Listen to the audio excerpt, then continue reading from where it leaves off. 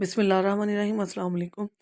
आज हमने कपकेक बनाए, चॉकलेट कपकेक बच्चों के लिए बहुत मज़े के बने, बहुत ही यमी बने हैं। इसकी मुकम्मल वीडियो मेरे चैनल पर अपलोड हो चुकी है, आप देख सकते हैं।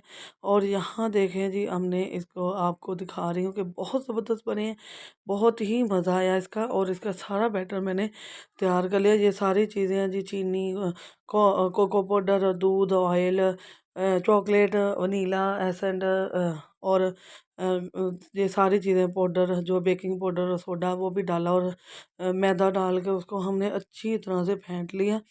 अच्छी तरह से हमने बीट किया और बीट करने के बाद हमने इसे कप के अंदर डाल लिया।